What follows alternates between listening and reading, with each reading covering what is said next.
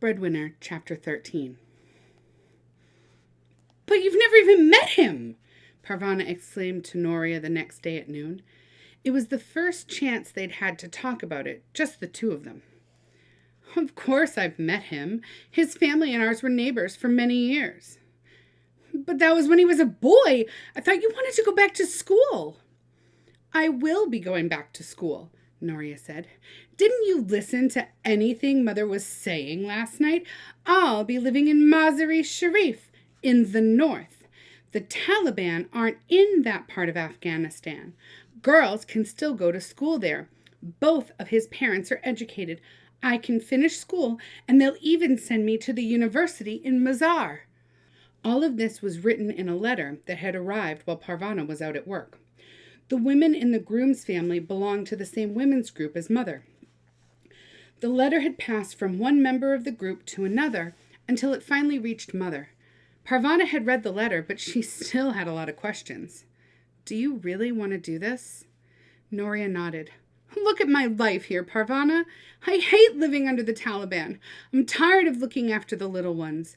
My school classes happen so seldom, they're of almost no value. There's no future for me here. At least in Mazar, I can go to school, walk the streets without having to wear a burqa, and get a job when I've completed school. Maybe in Mazar I can have some kind of life. Yes, I want to do this. There was a lot of discussion in the following few days about what would happen next. Parvana, out at work, had no voice in these discussions. She was merely informed of the plans when she got home in the evening. We'll go to Mazar for the wedding, Mother announced. We can all stay with your aunt while the wedding is prepared. Then Nuria will go to live with her new family. We will return to Kabul in October. We can't leave Kabul, Parvana exclaimed. What about Father? What will happen if he gets out of prison and we're not here? He won't know where to look for us. I'll be here, Mrs. Weir said. I can tell your father where you are and look after him until you get back. I'm not sending Nuria off to Mazar all by herself, Mother said, and since you are a child, you will come with us. I'm not going, Parvana insisted. She even stamped her feet. You will do as you're told, Mother said. All this running around wild in the streets has made you think you're above yourself. I'm not going to Mazar, Parvana repeated, stamping her feet again. Since your feet want to move around so much, you'd better take them out for a walk, Mrs. Weir said. You can fetch some water while you're at it. Parvana grabbed the bucket and got some satisfaction out of slamming the door behind her. Parvana glowered for 3 days. Finally, Mother said, You can take that awful frown off your face. We've decided to leave you here, not because of your bad behavior. A child of 11 has no business telling her mother what she will and will not do. We're leaving you here because it will be too difficult to explain your appearance. Your aunt will keep your secret, of course, but we can't count on everyone to be so careful. We can't take the chance of word about you getting back here. Although she was glad to remain in Kabul, Parvana found herself sulking that they weren't taking her with them. I'm not satisfied with anything anymore, she told Shazia the next day. Neither am I, Shazia said. I used to think that if only I could sell things from a tray, I'd be happy. But I'm not happy at all. I make more money this way than I did as a tea boy, but it's not enough to make any real difference. We still go hungry. My family still argues all the time. Nothing is better. What's the answer? Maybe someone should drop a big bomb on the country and start again. They've tried that, Parvana said. It only made things worse.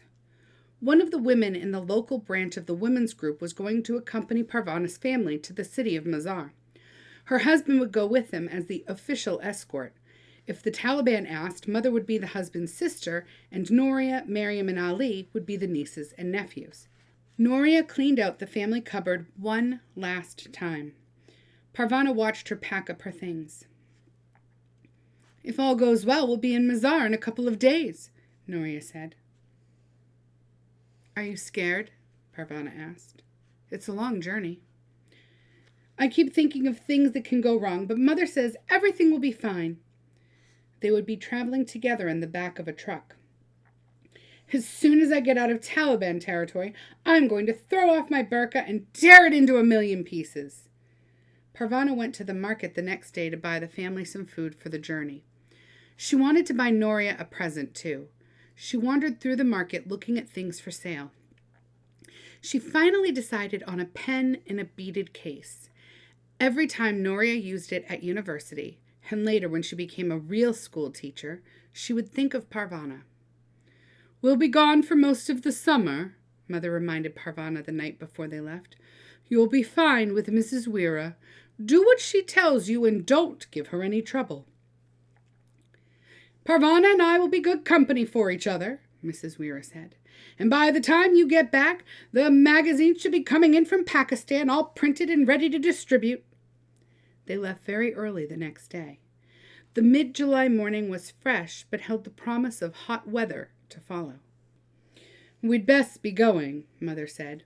Since there was no one else on the street, Mother, Nuria, and Mrs. Weira had their burqas flipped up so their faces could be seen. Parvana kissed Ali, who squirmed and fussed, grumpy from being woken up early. Mother got him settled on the floor of the truck. Parvana said goodbye to Miriam after that, then lifted her into the truck. "We will see you by the middle of September," Mother said as she hugged Parvana. "Make me proud of you." "I will," Parvana said, trying not to cry. "I don't know when we'll see each other again," Nuria said just before she climbed into the truck. She had Parvana's gift clutched in her hand. "It won't be long," Parvana said, grinning even though tears fell from her eyes. "As soon as your new husband realizes how bossy you are, he'll send you back to Kabul as fast as he can." Nuria laughed and climbed into the truck. She and Mother covered themselves with their burqas. The women's group member and her husband were sitting in the front seat. Parvana and Mrs. Weira watched and waved as the truck drove out of sight. "I think we could both use a cup of tea," Mrs. Weira said, and they went upstairs. Parvana found the next few weeks to be a strange time. With only herself, Mrs. Weira, and Mrs. Weira's grandchild, the apartment seemed almost empty. Fewer people meant fewer chores, less noise, and more free time. Parvana even missed Ali's fussing. As the weeks went by, she looked forward more and more to everyone coming back. Still, she did enjoy having more free time. For the first time since Father's arrest, she took his books out of their secret place in the cupboard. Evenings were spent reading and listening to Mrs. Weira's stories. Mrs. Weira believed in trusting her. "In some parts of the country, girls your age are getting married and having babies. I'm here if you need me, but if you want to be responsible for yourself, that's fine too." She insisted that Parvana keep some of her wages as pocket money. Sometimes Parvana would treat Shazia to lunch at one of the kebab stands in the market. They'd find a sheltered place to go to the bathroom and keep working all day. Parvana preferred to come home at the end of the day rather than at noon. It meant that one more day was over and her family would soon be home.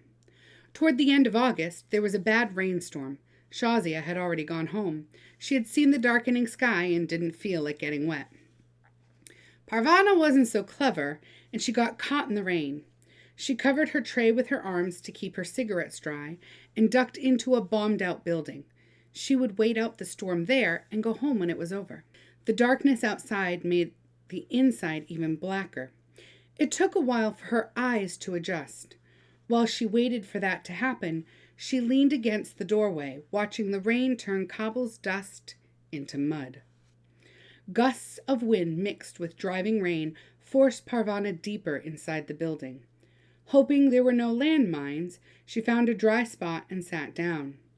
The pounding of the rain beat a steady rhythm as it hit the ground. Parvana began to nod. In a little while, she was asleep. When she woke up, the rain had stopped, although the sky was no lighter. "It must be late," Parvana said out loud. It was then that she heard the sound of a woman crying.